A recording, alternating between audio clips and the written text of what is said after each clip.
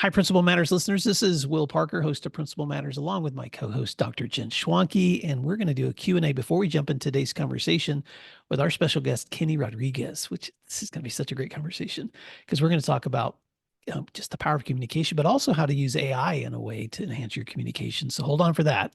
Before we do, though, Jen, I'm so glad this question came through one of my surveys with trainings that I did because I just this is a Jen Schwanke conversation I want to have, and I wish we had more than 5 minutes, but here we go. How do you handle the tendency to catastrophize, which can drain energy and focus? Okay. First of all, let's note that when you and I have 5 minutes, we talk faster. So sorry, listeners, because we just have so many things to say. Okay, I have two answers to this question. And I, by the way, was geeking out when you sent me this question, Will.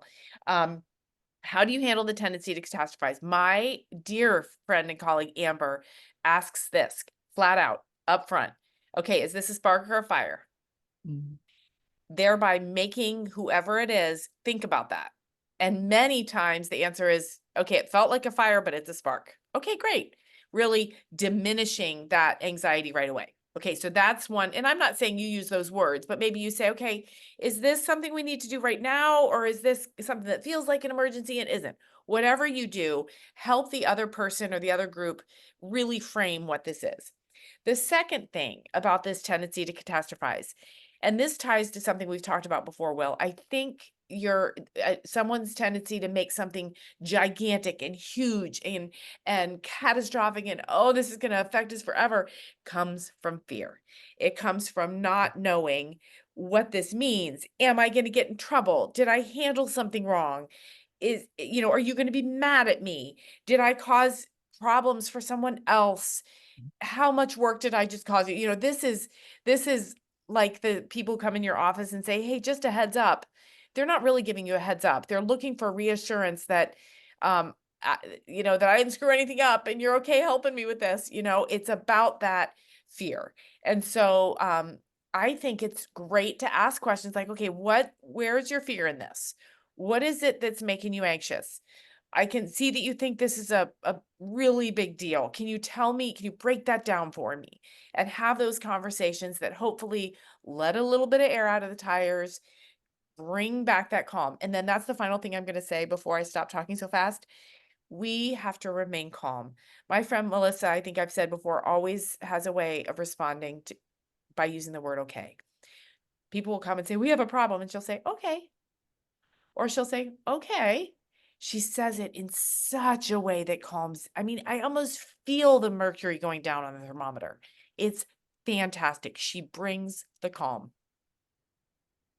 I'm smiling at everything you're saying because it's also true. And so I'll just add one anecdote, which is I'm just remembering very vividly one morning standing in the student common area where kids would come in and gather and eat breakfast before school. And I like to be out there in the mornings to greet kids and see teachers. And one of my teachers walked up to me and just got real up close in my face and was just like, "Did you know that the printer is broken right now?" And I mean, it was like, it was like, I mean, it was a fire, not a spark. Right. And I remember just looking at this teacher and I don't know if I can remember exactly the words I said, but it was something to the effect of, "Bummer, that really sucks." Right. And I paused and, and that was my response. And then I just said, "We always have a backup plan. So if you step in and talk to the secretary, we have another printer available in my office that can be used if the teacher's printer is not working, but we'll get technology over here pretty quick to work on it." And it was just funny seeing like the change of expression in the other person's face by me just refusing to go Right. there, just like refusing to go there. Well, and even as you told that story, you probably didn't notice your voice slowed, you calmed, you said, "It's okay. We have a backup plan. Let's go." Right. So it's that tone and that utter complete confidence that it's going to be okay. So I know that our tendency to catastrophize can be often modified by how we respond.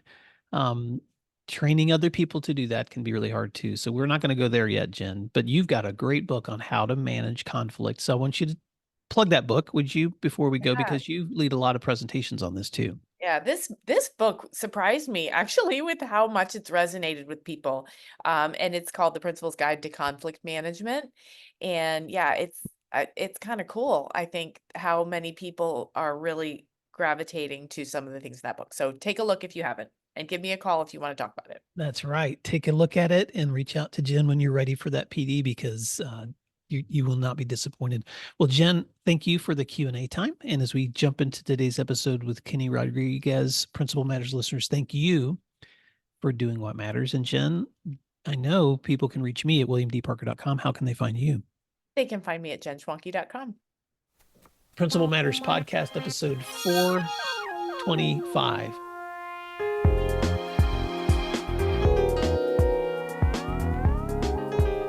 Hi, friends. This is Will Parker, host of Principal Matters, the School Leaders Podcast, where each week we bring you inspiring, innovative, and imaginative ideas for your own school leadership. This week, we're going to be talking about the power of engagement with my special guest, Dr. Kenny Rodrequez.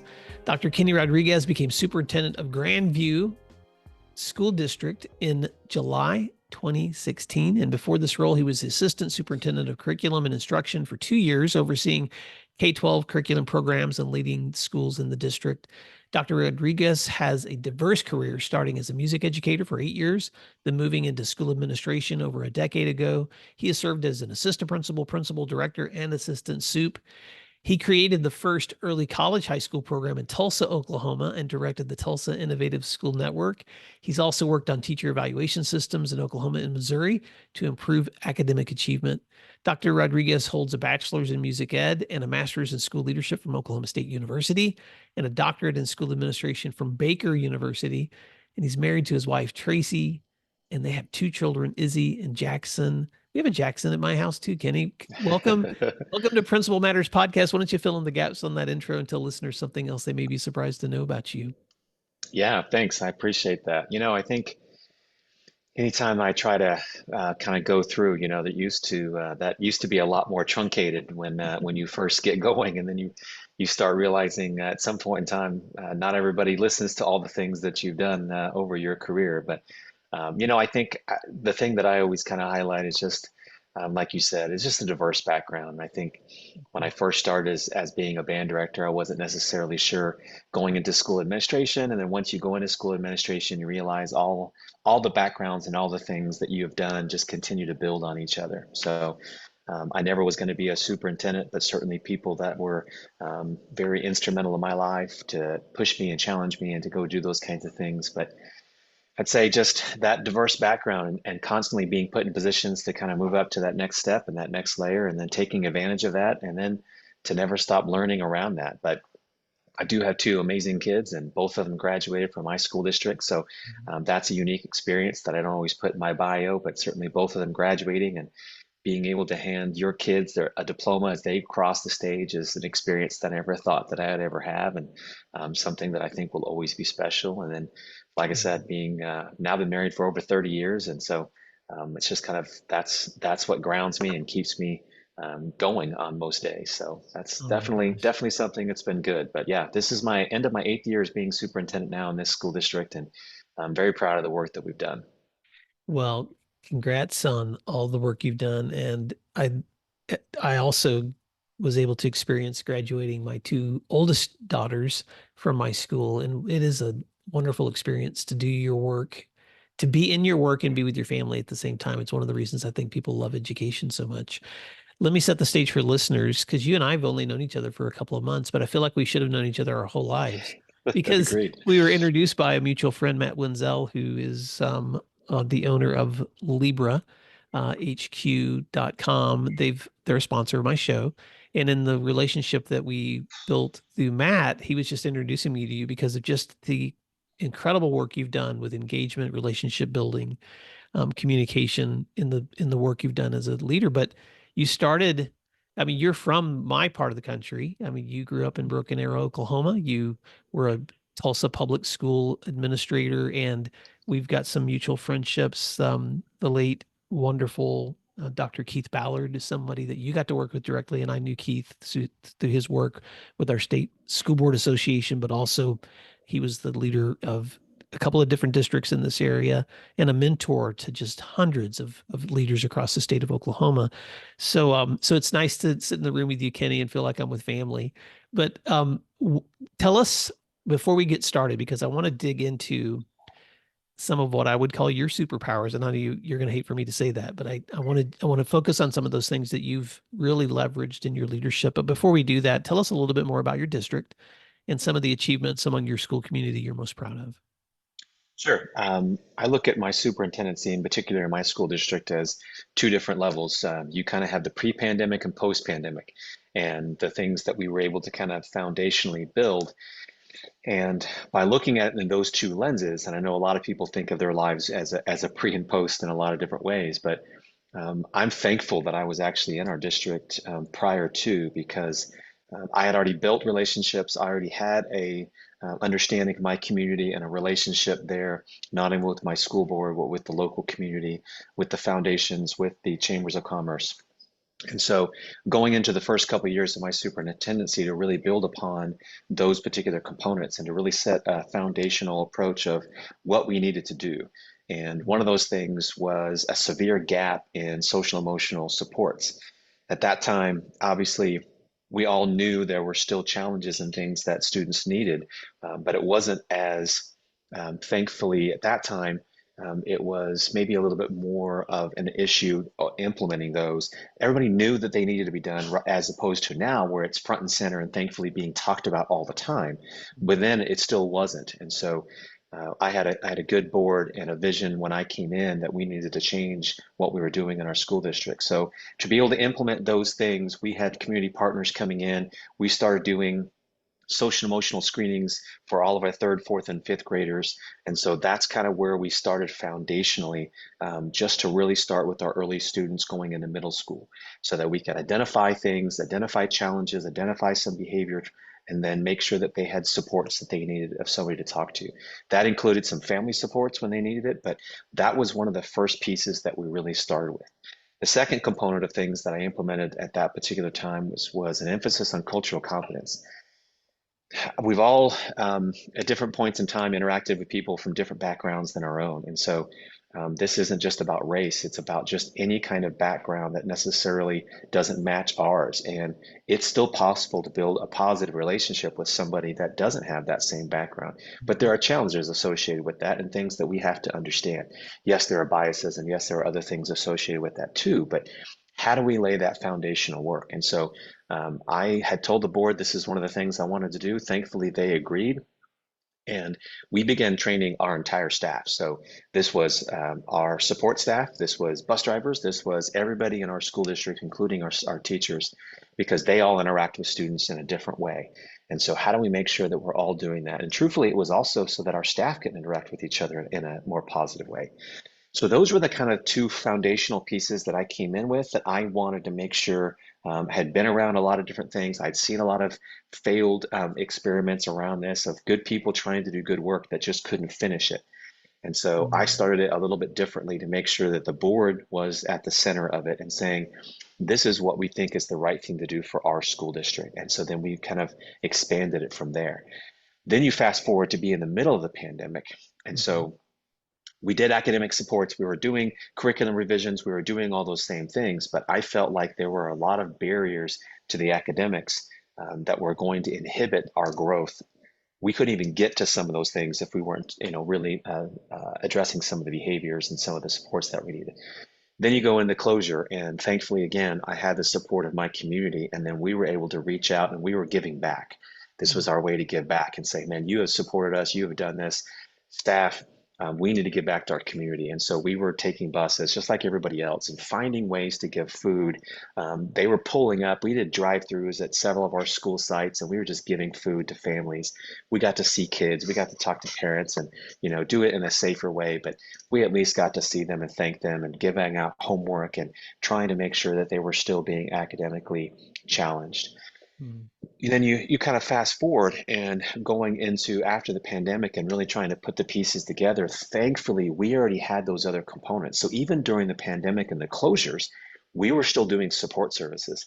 Our community partners shifted to a virtual modality since our students were one-to-one.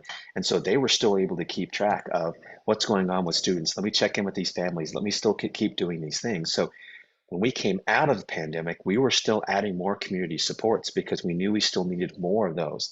We are now K through 12. We have supports at every single one of our school sites. And again, we do put some of those financial supports in place, but it's not just us. It's these community partners that are putting things and saying, hey, this is what we do. We need to provide this for you. We should be in your schools helping your kids and your families. And so we now have 3 and 4 community partners at all these different levels working with us to make sure that they are providing supports for our families and for our kids. That has helped us now coming out of the pandemic. As of 2022, we had already surpassed our academic levels prior to the pandemic. And so, again, when we talk about things I'm proud of, I'm number one proud that we are providing supports for kids and families, that we are, talking about cultural competence in our district and making sure that our kids are what we call future ready and that this is the future that they're looking at. How do we make sure that they're ready for that? But our number one job is as academics and to make sure that our kids are learning. So to be able to come out of that, to make sure that we know, pre-pandemic, our third grade reading levels were around 29%. And, as of last year, we were at 61%. So things like that we can point to physically say, we are building this foundation. And yes, unfortunately, it may take longer than what we maybe envisioned whenever I started this in 2016 and 2017. But building these foundational approaches and this whole continuum, it's exciting now. We just built we're almost finalized our strategic plan now, and getting all these individuals in a room to talk about strategic plan. And we're like, what's important to you? What are the most important things in our school district that we're doing right now that we should keep going? And so this isn't Kenny Rodriguez talking. This isn't my team talking. This isn't us regurgitating what they may have heard me say or whatever. This is our community and all of our partners. And they're all saying the same things. They're saying cultural competence. They're saying social emotional supports. They're saying equity. They're saying all those things that we have been trying to foundationally lay. So I know that it's now no longer about me. It's about this district knowing what they need to do to keep it going. And it's just exciting that everybody's kind of on the same page and really knowing how that this should be continuing to move forward, including academics and including those pieces of literacy and science of reading and all that kind of things, but still to be able to push it forward on those tenets. Wow, Kenny. So one of the things that I'm reflecting on as you're talking about this is a question that I hear from leaders so often, especially when you look at the landscape of education across the US, the shortage of teachers, the turnover of leadership. And the question is sustainability. Like how do we create sustainable school communities when we have so much volatility, so much instability? And so I'm a summarizer. So I just want to say several things that I heard you say already. When you go back to the beginning of your leadership, you recognize those gaps in social emotional support.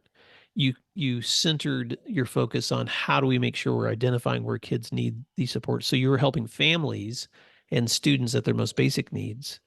And then that shift became that cultural competence among your own staff of internally, how are we having the right conversations so that we are understanding the people whom we're serving and one another in ways where those internal relationships are important and in where you're investing in the right kinds of conversations to know each other, which then leads to the foundational work necessary to do the kind of academic supports that all students need to grow. But in your leadership, all of this happens right in the middle of COVID. So the pandemic hits, and you guys are shifting like everyone else around the US to support services, homework being sent home, providing food. But what you leveraged through that was this community partnership that tied you even closer to the work of what the community was doing to support your school and what the school's doing to support your community. So that after all the smoke clears and we're stepping into 2022, you guys are seeing your academic goals being achieved. You're reaching higher goals than you've reached before academically. And so as you're stepping into 24, 25, now you're looking at, okay, all of this foundational work that's been set for us to get to the place that we are to create a healthy learning environment and community for our schools gives us permission now to dream even bigger.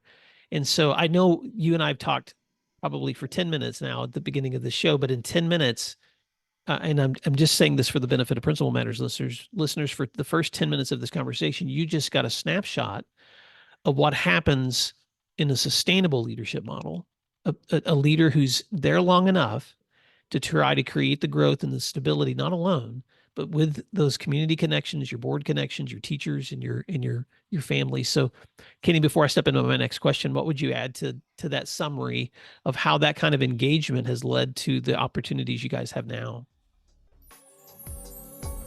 Let's take a moment to thank our sponsors, and then we'll be right back.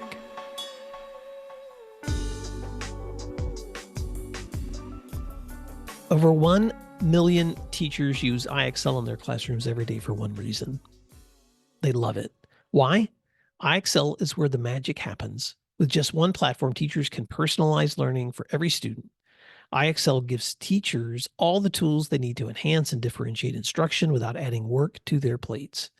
Plus, IXL has decades of expertise and is proven to be effective. Studies on more than 70,000 schools across 45 states show that those who use IXL outperform others on state tests. Ready to bring the magic to your school? Visit IXL.com/PM to learn more. Hello, listeners of Principal Matters. Are you a school leader feeling stretched too thin, frustrated with the same old systems? Well, let's shake things up. Join the School X book study with me, Jethro Jones, host of Transformative Principal. This isn't just any old book study. I do things differently. We're going to use game-changing strategies to build a school environment where students and teachers thrive, and so do you. We're talking about designing your school with purpose, reducing stress, and actually leaving work at work. You'll be able to partner with parents, boost school engagement, and use AI as a tool that works for you. Are you ready to lead with intention? Then head on over to jethro.site/will and secure your spot today. That's jethro.site/will. No, I think what you said in terms of sustainable leadership, I mean, yes, there are so many challenges that we still have on staffing, and we have all the same problems that everybody else has, right? No matter what, we're all facing that exact same thing. But I am blessed to have been in the position for the same amount of time. You mentioned Dr. Keith Ballard and his sustainable leadership over multiple years in that school district, when even he himself had said he was only going to be there for about 3 years. His ability to stay there longer is the reason why that was able to continue, and their system was able to continue to grow. You see it so much, and I know the average tenure of superintendents is low and all that kind of stuff, and you see it from this lens now. I can look back and I can see I was the sustainable piece there, thankfully, because school boards change. I have one member of my school board that was there from me from the very beginning. That's it. The other 6 have all changed over at least once, if not twice. And so you have to continually bring them along too, because they don't have that journey. I summarized all of 8 years in 10 minutes. And so I have to do that with new board members too, because they don't know it from their lens. They just know it of, yeah, I've been a parent in the district that time, but they don't know all those other components of, you don't know what the challenges were. You see the results, which I'm glad that you are excited about, but you don't know the challenges that went along with it. The staff members that didn't think that we should be doing this. Why are we talking about biases? I don't have those challenges right now. We should not be provided. There's too many things that we're doing there. You're taking away academic time. And so to build upon those things and the challenges, there's all those things are associated with it. But I am thankful that to have a sustainable leader, like I have been able to stay in this position for a long amount of time now, more than twice the national average in that particular regard. And so that doesn't always happen. And so I definitely believe that I'm blessed in that regard to have been able to be here, and them wanting me to stay here and continue doing that. Well, I love that. And congratulations on that kind of continuity. I want to stay here because and I like to use analogies. If I'm visiting, for instance, I love to go to Washington, D.C. And so like one of my favorite buildings is the Library of Congress, because the architecture, they're so beautiful. I've always said when I'm old enough that I can do something publicly without any embarrassment, you're going to find me one day laying in the floor of the Library of Congress because I've always wanted to just lay and look up. And but I'm too embarrassed to do that at this age. So maybe when I'm old enough to not be embarrassed, I'll lay in the floor and look up at the Library of Congress ceiling. But the complexity of something beautiful always begins with the foundation. And so when I look at the complexity of what we just described, Kenny, in the first part of this conversation about what it takes to create that kind of sustainable leadership, let's make it simple because it doesn't begin with that. You don't begin with the end. You begin with foundational work. And part of the reason that I have been so encouraged by your leadership is because of your commitment to communication, relationship building as the foundation for engagement. So help us there for just a few minutes. And I want you to just talk about why that's been such a meaningful part of your leadership. Well, I think number one is I just felt like that's always what I've done. And it was one of the things I felt like I was good at. And it goes back to my first year of being a teacher. I mean, number one, I always like people. And so, when I was a waiter, it doesn't mean that I liked being a waiter and like that was really what I thought my calling was, but what I loved about it was talking to people. Like I had regulars and I could go around and I could strike up a conversation with anybody, and those were the things that I liked to do. And so building that relationship just seemed to kind of always be something that was easy for me.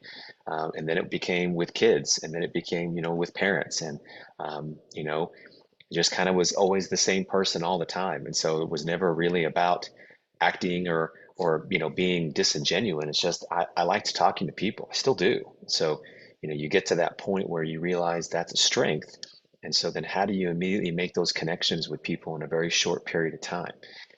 You don't always have an ability to spend an hour with someone to develop a relationship. Sometimes it's a 5-minute conversation that you need to leave them with an impression very quickly of who you are as a person and who you are as a leader. That may be with a parent, that may be with someone else, but taking the time to have a conversation with somebody. We had a parent at one of our board meetings the other night that stayed after, and I didn't know why they were there. And I just went up to them and said, hey, is there, something I can help you with? Introduce myself. And she had a concern, and I sat there and talked to her for a minute. And she sent me an email afterwards, and she said, I can't believe that you took the time after a 2.5 hour, 3 hour board meeting to sit down and talk to me. It's like, yes, that's my job, but I also like talking to people. And if there's a challenge or there's a concern, I don't shy away from listening to those. So I think number one, it's just I always felt like that was a skill that I had and it was an ability. So you should lean into those. If you have those skills and ability, lean into your strengths. Yes, you need to be aware of your weaknesses and make sure that you're addressing those, but lean into those strengths, man. And that was always one of them. So wherever I've gone, I've always done that. My first year in the district, that's the first thing that I do is I'm building relationships. I got to go around and I got to talk to people. And there are foundational people that I met in this district 10 years ago those are my core. Some of them have left, some of them retired, but many of them are still here. And I've got at least one in every building that I will go to. And I'll just say, hey, let me ask you something. And I don't need you to tell me as the superintendent. I need you to tell me as Kenny that you met 10 years ago. Just tell me what's going on because I just need to know. Well, this is what everybody's saying. And so, I think it's valuable to have people that will be completely honest with you because, in these positions, a lot of times you're this title rather than a person. And so anytime that you have that opportunity to still be the person and not the title, I think is valuable to me anyways. That's what's been valuable to my leadership. I love that. So I love how you talked about your foundational people as your core go-tos because you're right. If you really want to cut through the smoke and figure out what's really going on, you've got to be able to go back to people. And you and I both know this, Kenny, that um, and I'm saying this for listeners because you've experienced this too in leadership. The for whatever reason, the more um, the higher your role is in terms of leadership, I've discovered the less people actually tell you directly what they Yeah. really think. And so the Yeah. further you get yourself removed from that foundational piece. And so, I love it that you took it all the way back to your service as a waiter, as a band director, as an admin working directly with parents, and now in the role that you have now is you have to find a way to get back to your people and say, okay, what's really going on and stay connected to the pulse of what's happening because otherwise you get insulated from what's really happening too. Absolutely. Absolutely.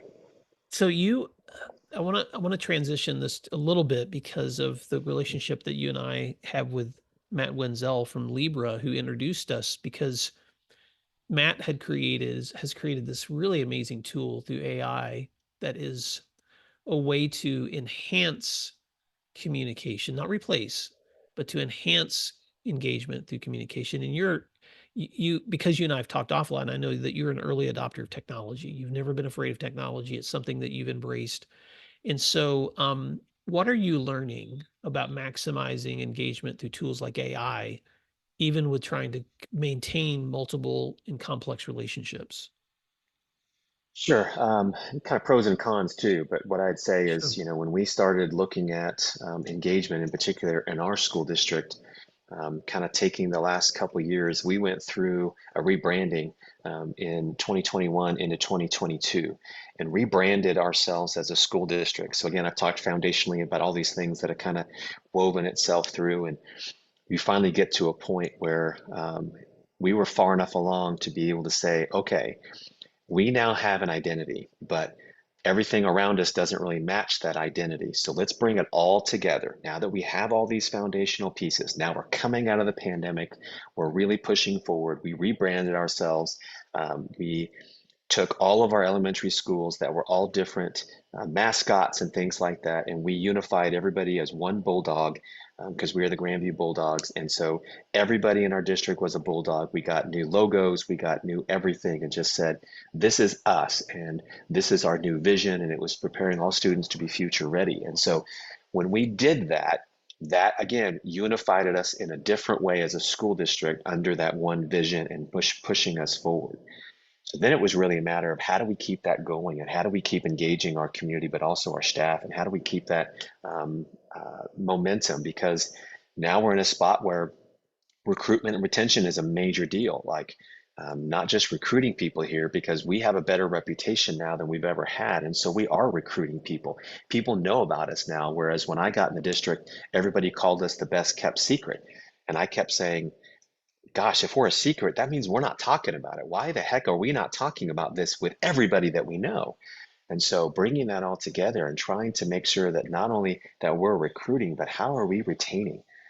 Because the number one factor that we determined was our staff stay if they really enjoy the teams that they work on.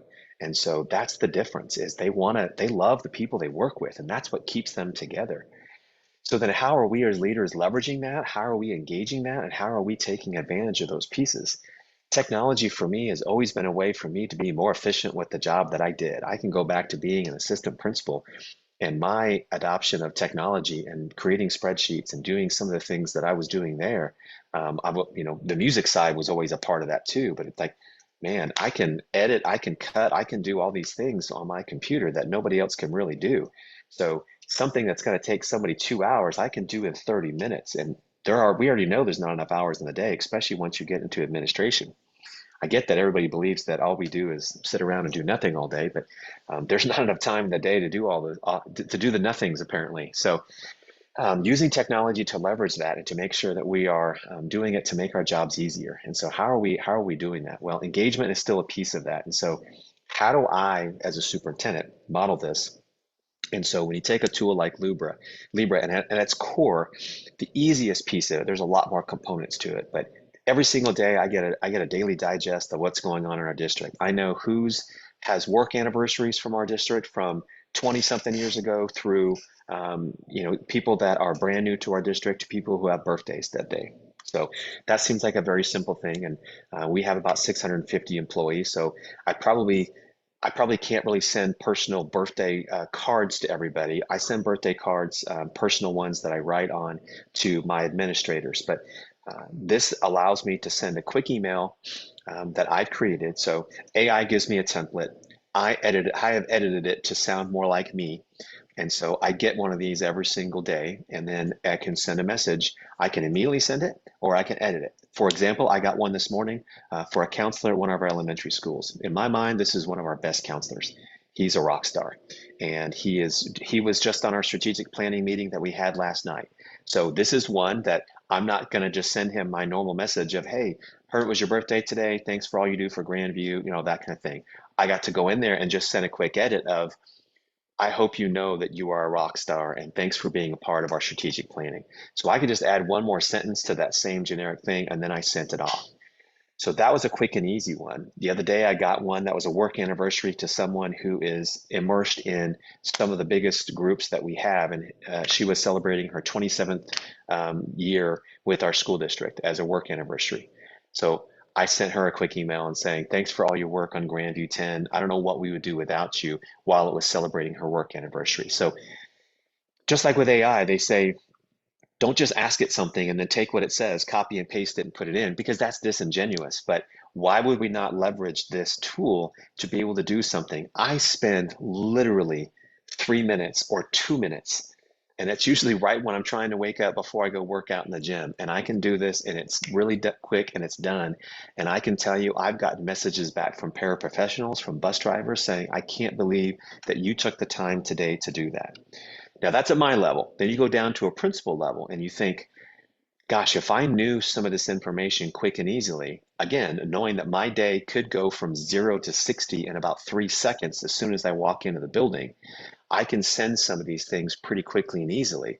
Now, the downside is I've got to train my leaders a little bit better on how to personalize it, how to make sure that it doesn't come across as more disingenuous, because that's not you. That doesn't even sound like you. Why did you create that? So how do we do that? That's an ongoing thing since we just first implemented. But I think this is going to give us an opportunity to utilize engagement in a little bit different way than maybe we've had before.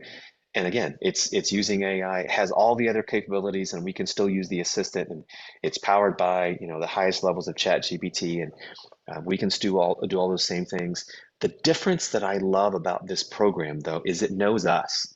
So the other day, I put something in and said, hey, I need this in the assistant and stuff like that. And it spit out something, but it knows who I am. It knows that my vision is preparing students to be future ready. And it wove some of those components in, and it made some of those connections. So in my mind, that's a whole different thing that I would have to personally put in there to make the connection. So I just think that's it knows us, that it's behind our kind of firewall, so to speak. And so it felt like a little bit more personal already than just the generic chat GPT. Well, thanks for that, Kenny. And listeners, if because Libra is a sponsor, I'm going to just sit on them for just a second, because I so appreciate Matt and the work he's done. He's a pioneer. So, and they're not paying for this episode. I'm just going here because that's how you and I met. And I love to talk about ways to leverage whatever tools that we have towards reaching stronger engagement. But listeners, if you want to check out Libra's website, it's LEBRAHQ.com, and I'll put the link in the show notes.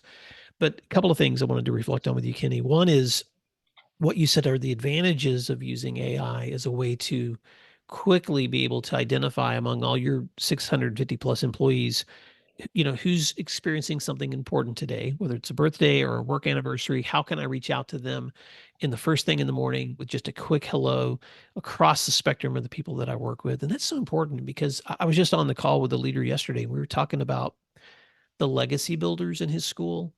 And I was asking the question, like, how do those people still know how much you appreciate their legacy? And sometimes people feel very underappreciated. They've put their lives into their schools, and having a superintendent reach out to you on your 27th anniversary at that school would be so encouraging. I can't tell you the number of times when I would leave a note for a teacher that they would come by later just to say how much they appreciated just that small communication. And you would think it wouldn't be that big a deal, but it is a big deal to them. The other side of the coin that you talked about was the challenge, because with anything new in technology, we have to train ourselves how to use it. And you're right. I've discovered the same thing about ChatGPT and AI, which is it is a really great tool for editing or for honing language, but you've got to make it yours. And so my caution to any leaders listening to this is that if you step into the use of any kind of AI tool, you need to make sure that the finished product is yours, because we're modeling for our teachers and our students how to use something in a way that still authentically yours that's ethically yours, that matches the integrity that you have. And so for me, that's an important nuance too. Anything you want to add to that, Kenny? No, I think the the piece, those are the easy ones. I think Mhm. the next layer for us really is there's also a way to recognize people across the network. So I can go in and I can see that somebody recognized my director of special education and that her child, um, who is, I think he's 6, had 3 goals. He had 3 soccer goals one day, and it was a parent moment and they were all excited and this was a celebration in their family. And so I can see that someone commented about that. So think of almost like a social media kind of platform that our leadership can see that someone was recognized in some kind of way. That's a more personal kind of way. So then I can go back around and I can say, "Hey, I heard your kid did that." Now, who has time necessarily to do that? The only person I've ever seen being able to do that and remember is Keith Ballard. Keith Ballard is one of those individuals. He remembered everything. He could remember somebody that he met 5 years ago, Yep. and then someone gives him like 2 nuggets of where they met, and he goes, "Nope, I remember. And you said this, and your leader was this." I, Right. I have a pretty good memory, but that is like robotic. I don't know how he ever did that. But that's what it allows us to do is be able to see those kinds of things. And then you can make it personal. So then you talk about what you just said of we all want to be recognized. So there's one thing to be recognized about work, and then to realize that we all have lives outside of that. And there's going to be things that we're going to celebrate outside of that too. That may sometimes be even more important. I mean, I celebrate the things that my kids do all the time too, right? Like my daughter being a gymnast at one point, and she's now going to be a PT, and she's almost finished with her graduate classes work, and she'll start clinicals, and those are things that people know about me and know about my daughter, and then my son graduating last year and the classes that he's taking and working in IT and other kinds of things. But we celebrate those kind of things, but we don't always know that about each other. So as a leader, to know your building and to know your staff in a way that will be a little bit different. Who doesn't want to work for a leader that way? That's what they always say, right? Mhm. I always felt, again, going back to the very, very beginning of just me being as personal as I can and building that relationship, is I know what I did. When someone built that relationship with me, man, I'm going to go through a brick wall for that person. Like I Mhm. will, you ask me for something, I'm there. Like I'm going to do anything that you ever need me to do because I feel like you are investing in me at different times. Mhm. So I feel like it's the same way. As a principal, you get people that if you built that relationship with them, man, they're going to go through a wall with you. I mean, I had people as assistant principal in a building that, "Hey, I'm coming to you because I know I don't know who else to ask. I need help. Kenny, Yeah. whatever you need, I'm going to be there." And so those are the kind of people that you leverage. So building that relationship systemically throughout an organization, oh my gosh, how powerful. And talk about recruitment and retention at that particular time. Then they're telling their friends of, "No, no, no, let me tell you why you want to work here. This is an organization that celebrates this across every platform, like across the entire school district. It's not just one person. This is what we value as an organization." So I think that's what's exciting for me. We go through brick walls for people who invest in us, and then that kind of culture is contagious. And for listeners who don't understand why Kenny and I keep talking about Dr. Keith Ballard, for those who knew him in the Oklahoma legacy that he built, you're right. I've never thought about this, and I'm not saying this in any way except as a compliment, but Keith Ballard may have been the first embodied version of an AI brain when it came to leadership. And you're right. We don't all possess that same gift, which is being able to just know. You could run into him after 20 years and he would remember your name and your Yep. family and all those things. But I don't have that capacity either, Kitty. And so having tools that help you to be able to leverage that kind of experience with people to just remind you of stuff. And we all use those things on our phones and on Google Calendars. We may not recognize that the technology is helping us, but in this case, being able to leverage that kind of technology around that engagement is so powerful.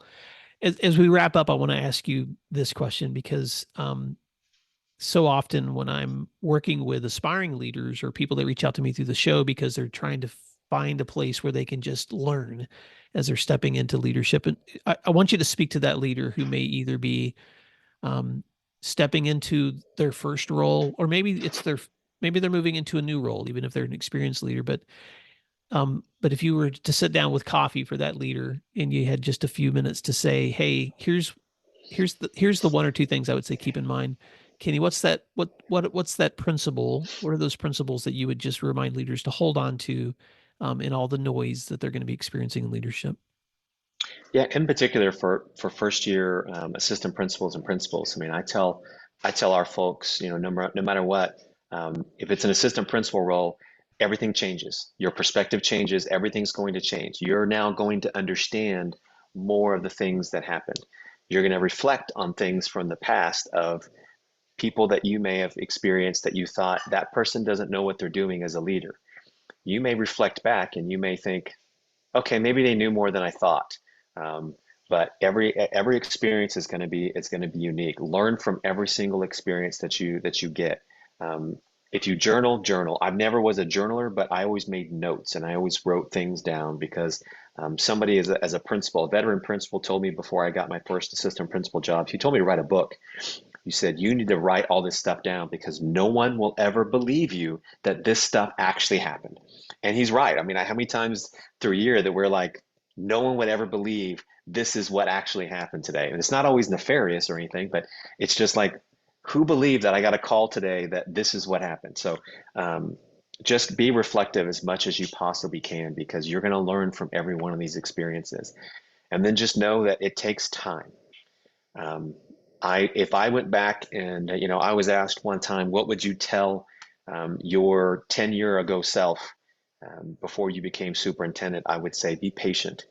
It's going to take time. You know, the adage that I certainly didn't make up of, you know, sometimes you have to go slow to go fast. And so I use this all the time of we go, and there are high expectations and there are kids at, you know, their lives are at stake. And we take that very, very seriously. But sometimes there's a capacity issue with our staff and we can only do so much so quickly. I usually tell my administrators that I look at things in 3 years. That first year is knowing what's going on. Unless you know the building, it's learning the people, building that relationship as best that you possibly can, knowing within the first 3 months who are your rock stars, who are the ones that are the most influential in the building, which is not necessarily your rock stars, who are the ones that you know you need to leverage in the building to get things done, and do that for year one. Because year two is not very much fun if you're really going to try to make change. That's when you're putting things in place. That's when you're starting to make changes because you've learned everything you needed to do. You've built that leadership, and then you're taking that and getting buy-in, and you're starting to push things in year two because you really want year three to be when things start to you start to see the benefits of what you did in year one and year two. For year three, this is now becoming my building. It's not about, well, the previous leader didn't, and well, the last assistant principal didn't, or whatever. This is now my role and what that. Now, we don't always get that opportunity to be in the building for 3 years, but think of that in those kind of terms of year one is all about relationships, learning what's happening, and there may be one or two things that you have to change really quickly. This is emergency. I'm going to change this. I don't have enough chips in the bank to be able to do this, but I'm going to earn chips by showing that I'm decisive and this is an immediate need, and we're going to make this change. My first year as assistant superintendent in this district, I wasn't even here for 3 months, and I eliminated all of our interim testing because the test that we were using, the first thing that I heard was it takes too much time. It's way too of an intense process, and the results had nothing to do and no correlation with the state assessments. I said, then why are we doing it? Well, I don't know, because we just always have. So the first thing I did was I eliminated it. So we're just not going to do them. They're not worth it. They're not helping anything, and they're taking away time from instruction. Now, I didn't have any chips in the bank to do that, but it was an easy thing to do. And it made logical sense. And I gained immediate chips as being a decisive leader, seeing that there was an immediate problem and making that change. And then I gained chips that then I utilized the next year saying, okay, so now we did this. What are we replacing it with? Well, that's two. It's going to be, no. Now remember, we eliminated that so that we could add this because we still need to know where our students are. And now we do 3 times a year. We look at growth, and we've changed that entire process in 10 years. But sometimes you have to make immediate changes, but relationships. That year one, when you first get there, man, they are going to be worth their weight in gold. But like I said, figure out who your rock stars are because you got to keep them happy. But you also need to know who are your influencers in that building because they're not necessarily your rock stars always. Well, Principal Matters listeners, push pause, and then I want you to rewind to the last 5 minutes and listen to it again and again and again, because there's so much wisdom in that, Kenny, about building those relationships and then making those meaningful changes based on what you learned about those relationships and processes, and then stepping into that year 3 of seeing the benefits of making this your role. You're a part of this community now. Wow, there's so much wisdom there. How can listeners stay connected with you? I know they can find you at your school's website or through social media, but if someone wants to reach out to you because they would love to collaborate or learn more from you, how can they do that, Kenny? Yeah, I mean, too many years of being in large districts and going through, I'm pretty anal retentive when it comes to all those things. So I'm a huge X guy, so Twitter. Certainly, at K Rodriguez, you got to spell my last name right, so that's a challenge for you there. But you can look that up. But I'm out there a lot on that. But certainly, they could always send me an email, and you're welcome to put my email address and anything that you want. I love reaching out when talking to people, and again, it's back to that. Like I love building relationships with people, and there were so many people in my life that have invested in me that are still investing in me to this day. Don't ever think that you can't call those people just because you get to be an assistant principal or principal or whatever. As a sitting superintendent, I was still calling those people saying, hey, this is what I'm thinking. Where am I wrong? What am I missing? You always want that. And you always, even if it's just to say, you're right, keep going. Sometimes just that encouragement. So don't ever think that you can't still keep calling those people that invested in you. But I love investing in people because, again, they did that with me. So if there's anything that I could possibly do, I'm in. Well, Dr. Kenny Rodriguez, thank you so much. And I will put a link to your Twitter account, your email, and your school website in the show notes so listeners can reach out to you directly. But thank you for giving me so much of your time and being so generous with our listeners today, just talking about the history of your own work, the great things that are happening in your district, and giving us a lot of feedback to think about in terms of how we can enhance our own power of engagement through relationships, that face-to-face interaction, but also leveraging technology in a way to make that even more powerful. So I appreciate your work. Thank you for doing incredible service to your school community. And Principal Matters listeners, thank you for doing what matters. And we'll talk to you again soon. Thank you very much. Appreciate it. You can find free resources like this one at williamdparker.com. Subscribe for our free weekly newsletter, which contains bonus material, and also check out the links for Grow Academies, Masterminds, Executive Coaching, and Keynote presentations from my books, as well as from Principal Matters Associates.